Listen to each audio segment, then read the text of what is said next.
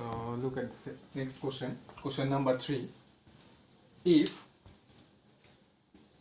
omega is a cube root of unity, complex number में मिला था already. Okay, if omega is a cube root of unity, then delta means determinant. Determinant is denoted by delta also. Okay, then determinant or you can say delta is equal to this. इसका value क्या है, मतलब ये determinant का value क्या है. ठीक है. Now since here this question is omega related question, so first of all you should know about the meaning of omega. So what's the meaning of omega? Omega is a complex cube root of unity. इसका मतलब सबको पता होना चाहिए. Last year मिला था 1 plus omega square equal to 0. ये एक रिलेशन मिला था. Yes, you have to apply this relation. Okay, to get the value of this determinant, right? अच्छा, अभी ये रिलेशन कैसे लाओगे, क्योंकि यहाँ पे तो ऐसा कोई टर्म नहीं है 1 plus omega square so that we can replace this term by 0. इसको लाना पड़ेगा, ये रिलेशन को लाना पड़ेगा लेफ्ट हैंड साइड पार्ट को. अभी कैसे लाओगे? जब प्रॉपर्टीज का साम में डिस्कस किया था तब मैं रो एंड कॉलम ऑपरेशन के बारे में बोला था. So here also you have to use either row और column operation. So think about this row and column operation. क्या यूज करने से ये रिलेशन मिलता है. जब ही ओमेगा रिलेटेड क्वेश्चन होगा always we have to think about this relation. ठीक है. अच्छा, तो यहां पे देखो फर्स्ट रो में देखो x plus 1 omega square है. This is first column, second column, third column, right? This one is first row, second row, third row. So if I use C1 implies C1 plus C2 plus C3. This is called column operation. क्योंकि हम सब में column use कर रहा हूँ मैं यहाँ पे. ठीक है. So if I use this operation, then what is going to change? Only first column. तो first column change होगा. देख लो कैसे change होगा. I am using this operation in the first step. C1 implies C1 plus C2 plus C3. C1 plus C2 plus C3 क्या रहेगा बोलो? X plus 1 plus omega square. तो omega plus omega square plus 1 ये तो पूरा 0 हो जाएगा. 0 plus x is x. Yes. Similarly, column 1 का मतलब not only the first element. You have to change each and every element. Okay. Similarly again C1 plus C2 plus C3. Again you will get the x only. Because omega plus omega square plus 1 0 plus x is x. This is also x. Omega square plus 1 plus omega 0 plus x समझ में आया. Here I am using this operation in the first step. What about the next two columns? It will remain same only. Omega square x plus omega square 1 x plus omega. ठीक है. Now from the first column can I take out x? Yes, x is the common factor so we can take out x. So it will be then 1 omega x plus omega square 1 omega square 1 x plus omega. ठीक है. x common ले लिया.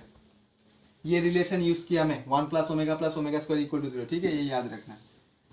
यहाँ पे space नहीं है, मैं यहाँ पे जा रहा हूँ मैं, which is equal to x. अभी इसके बाद क्या कर सकते हो? Don't go for expansion. Okay, I am telling again and again, don't go for expansion. Shortcut technique use करो. शॉर्टकट टेक्निक का मतलब है प्रॉपर्टीज यूज करो डिटरमिनेंट्स का, और एल्स रो और कॉलम ऑपरेशन यूज करो. So now in the next step I am going to use this two operations. That is R2 implies R2 minus R1 and R3 implies R3 minus R1. If I use these two operations, see what will happen.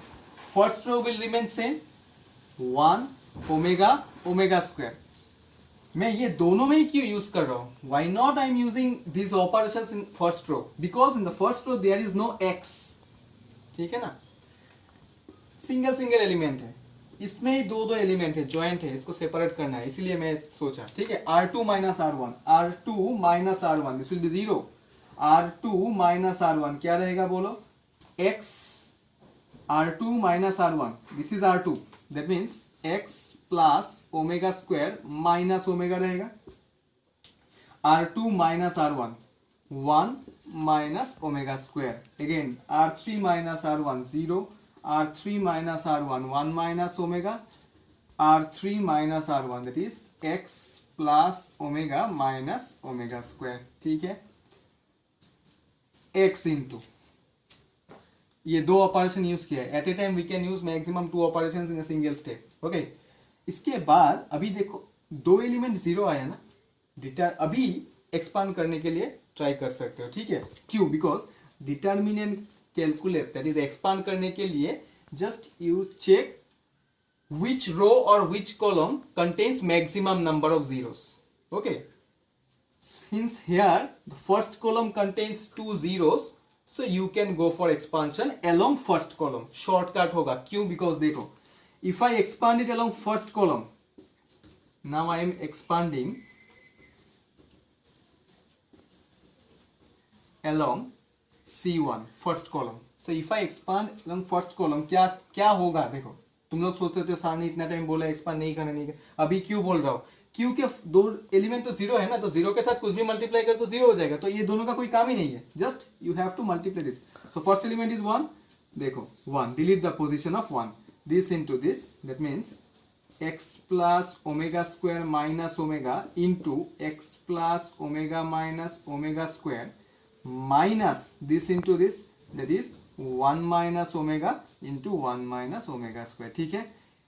After that if I use this, if I write these two elements, there will be no use because zero के साथ कुछ भी multiply करो zero हो जाएगा, इसीलिए time बचता है. Okay, in case of expansion you have to check the row and column, which row or which column contains maximum number of zeros. You can go for along that column or that row only. ठीक है, तो इसको अभी expand करने से जो मिलेगा x, ये तो x रहेगा ही. अभी इसको एक्सपांड करने से जो मिलेगा उसके साथ x को मल्टीप्लाई कर दो, जो होगा वही आंसर है. ठीक है, अभी मैं और एक्सपांशन में नहीं जा रहा हूँ. You know how to expand, just multiply करना है. ठीक है, ये बाकी जो नेक्स्ट स्टेप है, एक ही स्टेप बचा हुआ है, वो खुद कर लेना. ठीक है, now check the next question. ये नेक्स्ट क्वेश्चन भी मेंस का क्वेश्चन है. That is question number 4. Number 4 mains में आया था ऐसा पैटर्न का क्वेश्चन. ठीक है, देख लो. If this determinant is equal to 0 and vectors 1a square, 1b square, 1c square are non coplanar. Non coplanar का एक कंडीशन है, मैं बोल दूंगा. Are non coplanar, then what is the value of abc, a into b into c. ठीक है, अच्छा. Since इसी द सेकेंड पार्ट, इसका कंडीशन देख लो. Since these three vectors are non-coplanar, since the three vectors are non-coplanar, therefore we can write 1a square, 1b square, 1c square is always not equal to 0. अगर coplanar होगा तो equal to 0, non-coplanar बोला इसीलिए not equal to 0. ठीक है, 1a square, 1b square, 1c square is always not equal to 0. Why? Because these three vectors are non-coplanar. ठीक है, vectors actually direction होना चाहिए i cap, j cap, k cap. यहाँ पे नहीं मेंशन किया, तो नहीं मेंशन किया तो वैसे ही लिखो. ठीक है, तो इसका तो कंडीशन समझ में आ गया. अभी इसका क्या यूज है? ये जो डिटर्मिनेंट दिया हुआ है इसका यूज क्या है? इसको यूज करके ही एबीसी का वैल्यू फाइंड आउट करना है. ठीक है, अभी ये डिटर्मिनेंट को क्या कर सकता हूँ, देखो क्या दिया हुआ है. a square 1 plus a cube, b square 1 plus b cube, c square 1 plus c cube. This is equal to 0 which is given. Equal to 0 question में दिया है. ठीक है, ये कंडीशन याद रखना. मैं रब कर रहा हूँ, स्पेस नहीं है. अच्छा, अभी इसको क्या करना है? a इंटू बी इंटू सी का वैल्यू फाइंड आउट करना है. इसके लिए कुछ प्रॉपर्टी याद आ रहा है. द लास्ट प्रॉपर्टी क्या दिया था मैं? If sum or all elements of a row or column of a determinant are expressed as a sum of two or more terms, then the determinant can be expressed as a sum of two or more determinants. ठीक है, यहाँ पे देख सकते हो कि third column में दो टर्म है, बीच में प्लस साइन है, so we can write separately. कैसे? देखो, लास्ट प्रॉपर्टी में फिर से बोल रहा हूँ, प्रॉपर्टी नंबर 7 एक बार चेक करो. ठीक है, A B C, A square B square C square 1 1 1 plus A B C, A square B square C square, A cube B cube C cube. This is equal to 0. We can write like this also. Property number 7 याद आ रहा है, separate करके लिख सकते हैं. Okay,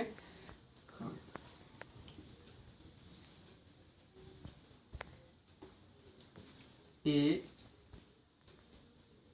B C A square B square C square 1 1 1 plus now from this determinant if I take out a from first row, b from second row, c from third row तो रहेगा क्या a b c बाहर में रहेगा यहाँ पे क्या रहेगा 1 1 1 a b c a square b square c square taking out a from first row, b from second row and c from third row तो फिर जाके ये रहेगा ठीक है। अभी देखो ये दो डिटर्मिनेंट सेम है क्या, एलिमेंट्स सेम है लेकिन पोजीशन सेम नहीं है ठीक है, एलिमेंट्स का पोजीशन सेम नहीं है। यहाँ पे जो कंडीशन में यूज किया था वो कंडीशन क्या था, determinant 1a a square 1b b square 1c c square not equal to 0 use किया था ना। तो यहाँ पे देखो ये डिटर्मिनेंट में वो परफेक्ट कंडीशन यूज कर सकते हैं, लेकिन ये डिटर्मिनेंट में यूज नहीं कर सकते until and unless you interchange the positions. यहाँ पे 1 1 1 फर्स्ट कॉलम में है, लेकिन यहाँ पे ये डिटर्मिनेंट में 1 1 1 कौन सा कॉलम में है, थर्ड कॉलम में। So interchange first and third column. So if I interchange first and third column you have to use minus sign. Property number 2, in a determinant if any two rows or any two columns if you interchange then the value becomes negative. Okay, so if I interchange third column and first column 1 1 1 a square b square c square a b c इसीलिए minus sign use हुआ, plus a b c, no need to change the next determinant, it will remain same only 1 1 1 a b c a square b square c square this is not equal, this is equal to 0 दिया हुआ है question में। So after interchanging first and third column, then also you can see these two determinants are not same. अच्छा मैं क्यों same के बारे में सोच रहा हूँ, so that we can take out common ले सकता हूँ कि इक्वेशन से ठीक है। अभी भी कॉमन लेना पॉसिबल नहीं है बिकॉज ये डिटर्मिनेंट के साथ ये डिटर्मिनेंट मैच नहीं हो रहा है। अभी भी क्या मैच नहीं हो रहा है, ये सेकेंड कॉलम और third column. Yes, first column same हो गया अभी। Okay, now again you have to interchange C2 and C3, second column and third column. Again, if I interchange any two columns, then also the value of the determinant becomes negative. So again, minus तो already है और एक बार minus आएगा तो minus minus will become plus 1 1 1 a b c a square b square c square plus a b c 1 1 1 a b c a square b square c square this is equal to 0। अभी देखो दो determinant same हो गया। Now we can take common. So if I take common 1 1 1 a b c a square b square c square, जैसे equation से common ले सकते हैं वैसे ये चीज also one kind of equation only. So if I take this determinant common तो फिर क्या रहेगा बोलो, इनटू 1 प्लस ये डिटर्मिनेंट पूरा कॉमन ले लिया मतलब यहाँ पे 1 रहेगा plus ABC, this is equal to 0 because here the coefficient of ABC is this determinant. Since already I have taken common this determinant, तो फिर इसमें ABC रहेगा और इससे सिर्फ 1 रहेगा। Yes? Okay. So after this step, जैसे फैक्टराइज करने के बाद हम लोग लिखते हैं ना either this is equal to 0 और this is equal to 0, so वैसे लिखना है either 1 plus ABC equal to 0 और 1 1 1 a b c a square b square c square is equal to 0, but since these three vectors are non-coplanar that's why it is always not equal to 0। yes, तो मतलब ये part 0 नहीं हो सकता है। so 1 plus abc equal to 0, therefore abc equal to we can write -1, so the value of product abc is -1। first option is the correct answer। JEE mains का question है, देख लेना ठीक है।